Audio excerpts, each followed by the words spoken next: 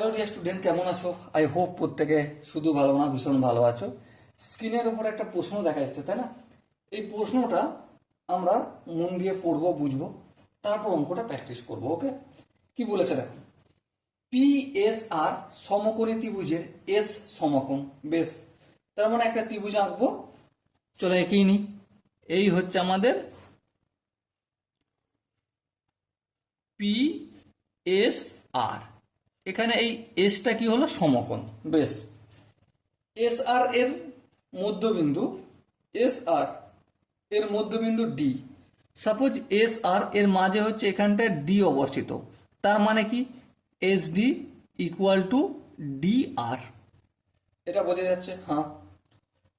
যদি angle P S আর মানে এই কোণটা, এর সমদ্বিখণ্ডক মানে এই 90 ডিগ্রি এদিকটা আর এদিকটা, টোটালটা কতটা? 90 ডিগ্রি। তাহলে দুটো ভাগ হলে 45 ডিগ্রি, তাহলে 45 ডিগ্রির সমদ্বিখণ্ডক এখানে গেল। ঠিক আছে, সমদ্বিখণ্ডক এবং এস আর এর লম্ব সমদ্বিখণ্ডক। এস আর, এই এস আর এর লম্ব সমদ্বিখণ্ডক এই হলো। ঠিক আছে, লম্ব সমদ্বিখণ্ডক ও বিন্দুতে মিলিত হয়, তাহলে এখানটা হলো ও বিন্দু। তাহলে ও এস ডি এই ত্রিভুজটা কি ধরনের? দেখো, খুব সহজে বুঝবো, খুব ভালো করে বুঝবো। কিভাবে? এই যে এস আর, এটা কি ত্রিভুজের একটা সরলরেখা বাহু? হ্যাঁ। তার মানে এই যে এস আর, এই বাহুটা ছিল, এটা কত ডিগ্রি ছিল? 180 ডিগ্রি ছিল। হ্যাঁ, ঠিক।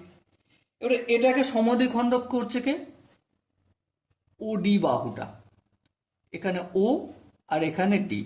তাহলে সমদ্বিখণ্ডক মানে কি? এদিকটা 90 ডিগ্রি আর এদিকটাও 90 ডিগ্রি হবে। হ্যাঁ। তাহলে দেখো, এই যে ও এস ডি, এই যে ত্রিভুজটা পেলাম না, ও এস ডি, এর মধ্যে একটা কি হয়ে গেল? 90 ডিগ্রি। আর একটা 90 ডিগ্রি হয়ে যাওয়ার মানেটা কি? সিম্পল মানে সমকোণী ত্রিভুজ। দেখো, এখানে যে চারটে অপশন আছে তার মধ্যে কোন অপশনটা ঠিক? অবশ্যই option D is the right answer.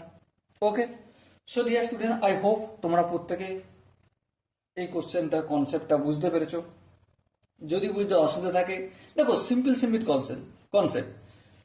ত্রিভুজের তিনটে বাহু, আর বাহুগুলি কেমন হবে? সরল হবে। তাহলে এস আরটা কি সরল? হ্যাঁ। সমদ্বিখণ্ডক মানে এদিকটা 90 ডিগ্রি আর এদিকটা 90। তাহলে যে ত্রিভুজের একটা কোণ, মিনিমাম একটা কোণ 90 ডিগ্রি হয়ে যায়, সেটাকে সমকোণী ত্রিভুজ বলে। ব্যাস, গল্প শেষ, তাই না? So dear student, I hope প্রত্যেকে এই কোশ্চেনের কনসেপ্ট বুঝতে পেরেছো। যদি কোনো জায়গায় অসুবিধা থাকে, ডাউট থাকে, কনফিউশন থাকে, তার জন্য কমেন্ট বক্স খোলা রইল।